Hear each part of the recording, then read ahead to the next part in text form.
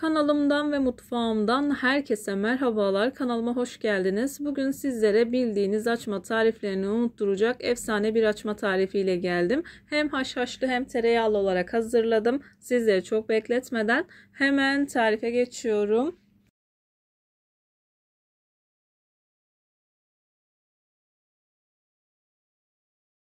Tarifim için ilk olarak bir paket yaş mayayı elimle ufalayarak alıyorum. Üzerine 2 yemek kaşığı toz şeker, 1,5 bardak ılık süt, 1,5 bardak ılık su ekleyip karıştırıyorum.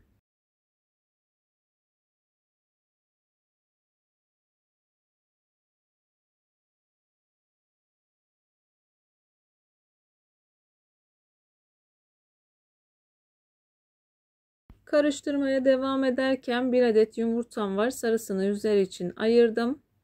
Akını hamurumun içerisine ekliyorum. Karıştırmaya devam ederken yarım çay bardağından biraz daha fazla olacak şekilde sıvı yağım var. Hemen onu da ekledim. Yumurta sarısını kenara aldım. Üzerini kapattım kurumaması için. Malzemeleri güzelce karıştırdıktan sonra göz kararı olacak şekilde 2-3 bardak kadar un ekliyorum. Unun üzerine 1 tatlı kaşığı kadar tuz ekledim. Tuzu tepeleme kullandım. Tuzumu ekledikten sonra ilk etapta unla karıştırdıktan sonra yavaş yavaş malzemelerimi karıştırmaya başlıyorum. Yoğunlaşıncaya kadar spatula yardımı ile karıştırıp daha sonra elinizle yoğurabilirsiniz.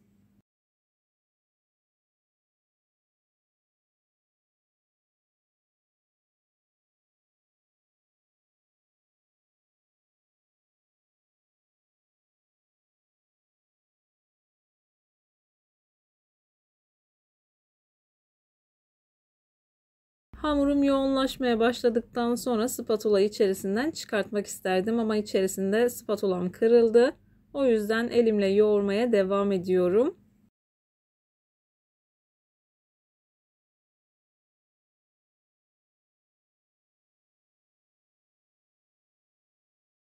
Unu azar azar dikkatli bir şekilde eklemeye özen gösterin. Toplamda 7,5 bardak kadar un kullandım. Unun markasına, kalitesine göre bu oran değişebilir. Lütfen kontrollü bir şekilde ekleyin. İlerleyen dakikalarda hamurun kıvamını sizlere yakından göstermeye çalışacağım.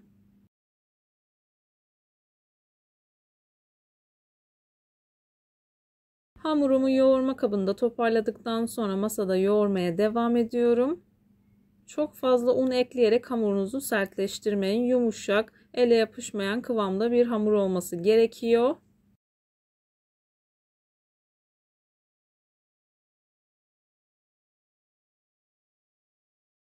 Masada kullandığım unla birlikte toplamda 7,5 bardak un kullandım. Ekstra un eklemesi yapmıyorum. Hızlı bir şekilde hamurumu yoğurmaya devam ediyorum. Hamur özlü bir hal alıncaya kadar hamuru güzelce yoğuralım. Bütün videolarımda da belirttiğim gibi bu tarz tarifler yaparken dikkat etmeniz gereken en önemli noktalardan biri özlü ve güzel bir hamur yoğurmaktır. Hamuru güzel yoğurduğunuz zaman yaptığınız hamur işi tariflerinden memnun kalırsınız.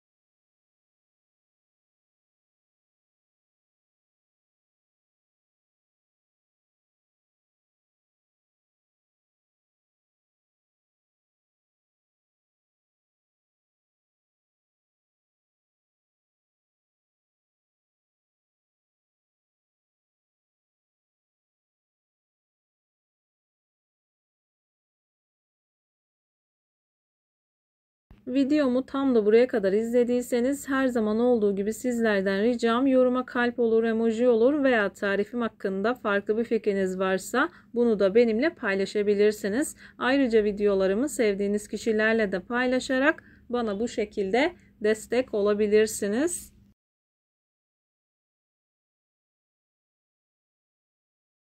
Hamurumu 4-5 dakika kadar da masada yoğurdum. Hamuru gördüğünüz gibi yumuşak bir hamur. Yoğurma kabına tekrardan alıyorum.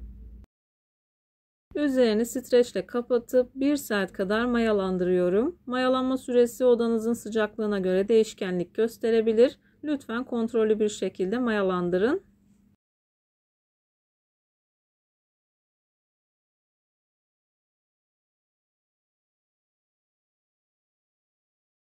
Mayalanan hamurumu tezgaha aldım. Hemen gördüğünüz gibi çok güzel bir şekilde mayalandı. Havalarda çok sıcak olduğu için zaten hamur çok çabuk mayalanıyor. Üzerindeki streçi çıkartıyorum. Mayalı bir hamur olduğu için ilk etapta hamurun havasını alıyorum. Mayalı hamurların havasını almazsanız yaptığınız hamur işi tariflerinden maya tadı ve maya kokusu alırsınız. Hamuru güzelce yoğuruyorum. Masaya alıp yuvarlak bir forma getirdikten sonra hamur kartı ile ortadan ikiye bölüyorum. Daha sonra göz kararı olacak şekilde parçalara ayırdım.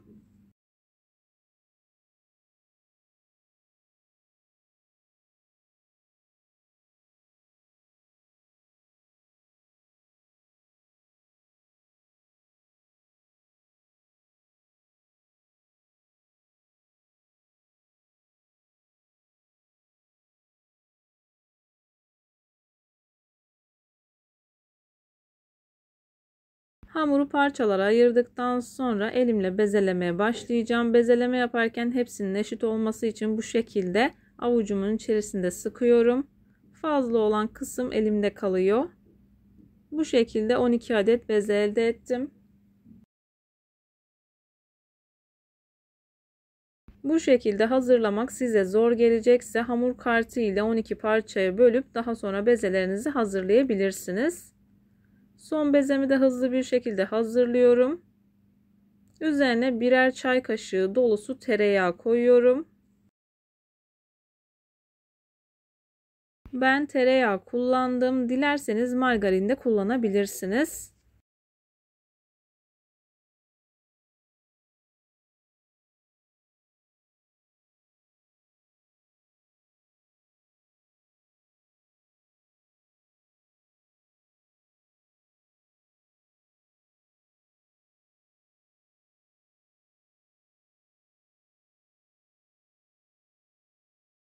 Tereyağlarını da koyduktan sonra üzerini tekrardan streçle kapatıp bu şekilde 10 dakika kadar dinlendiriyorum. Ben üzerini temiz bir sofra beziyle kapattım.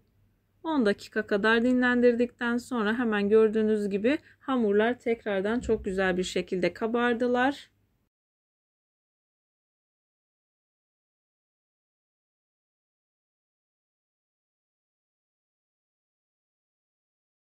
Bir tane açma hamurunu alıyorum. Masayı yağladıktan sonra hamurumu açmaya başlıyorum. Videolarımda yapmış olduğum tariflerin elimden geldiği kadarıyla püf noktalarını vermeye çalışıyorum. Ama yine de aklınıza takılan herhangi bir şey olursa yorumlara yazarsanız gördüğüm zaman sizlere dönüş sağlarım. Yine aynı zamanda videonun altındaki açıklama kısmına malzeme listesini tam not olarak ekleyeceğim. Dilerseniz oradan da bakabilirsiniz. Tereyağlı olanlarını bu şekilde hazırladıktan sonra hemen hızlı bir şekilde haşhaşlı olanlarını da hazırlayacağım.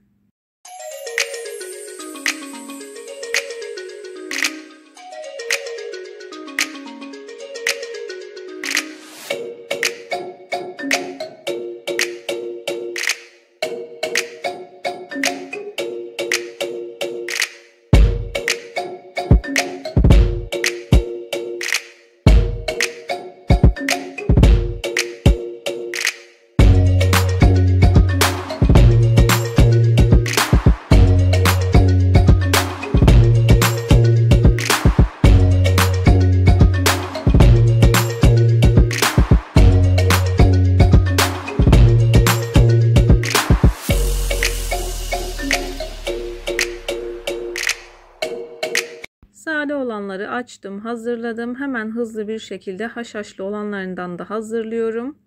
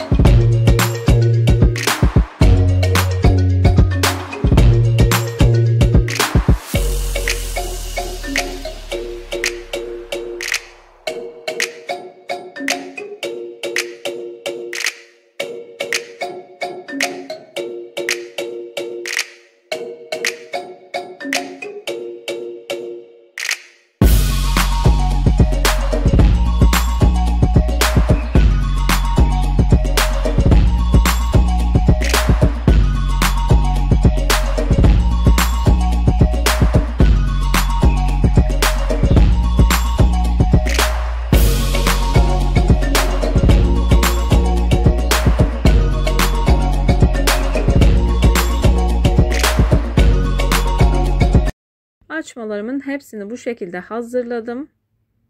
Daha sonra sağlı sollu olacak şekilde çevireceğim. İlk hazırlamış olduklarınızdan başlarsanız daha rahat bir şekilde hazırlayabilirsiniz. Açmaları sağlı sollu çevirdikten sonra uç kısımlarını bu şekilde birleştirdim. Uç kısımlarını altına saklamaya dikkat ediyorum. Hemen hızlı bir şekilde bir iki tane daha hazırlıyorum. Haşhaşlıları hazırladıktan sonra sadeleri hazırlamaya geçeceğim.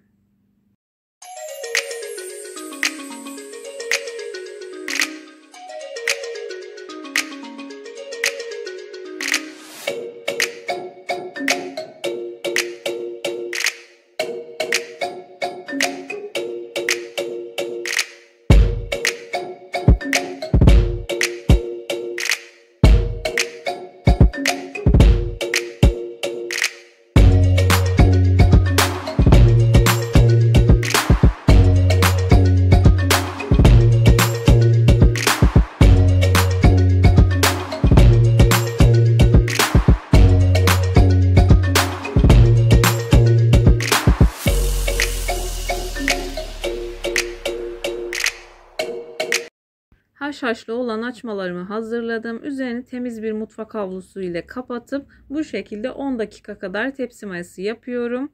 Tepsi mayasını çok fazla uzun tutmayın. Havalar çok sıcak olduğu için kendini çok fazla salmasın.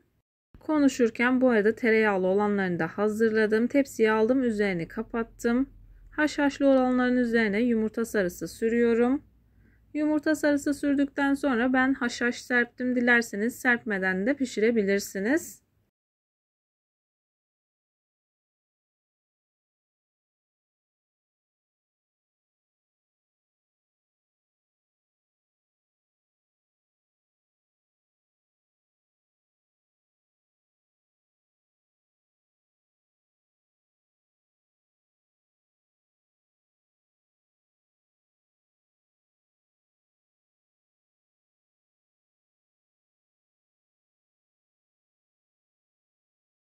Haşhaşlı açmalarım fırına girmek için hazır. Önceden ısıtılmış 180 derecelik fırında altı üstü güzelce kızarıncaya kadar açmalarımı pişiriyorum. Hemen hızlı bir şekilde sade olan açmalarımı da hazırladım. Yumurta sarısı sürdükten sonra onların üzerine çörek otu ve susam serptim. Onları da yine aynı şekilde önceden ısıtılmış 180 derecelik fırında pişirdim. Haşhaşlı olanlarını fırından aldım. Sade olanlarını da fırına sürdüm. Gördüğünüz gibi yumuşacık pamuk gibi olmuşlar.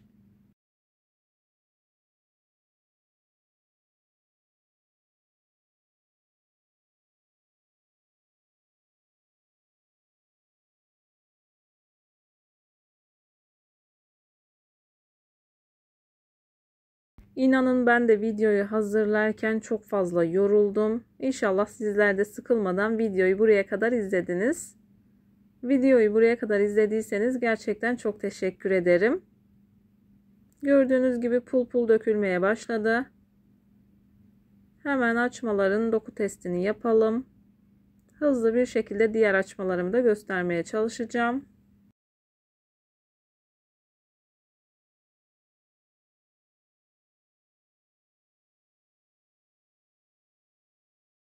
Tereyağlı olanlar da fırından çıktı. Gördüğünüz gibi çok güzel bir şekilde kabardılar. Daha da yakından göstermeye çalışayım. Nasıl güzel kabardığını buradan anlayabilirsiniz.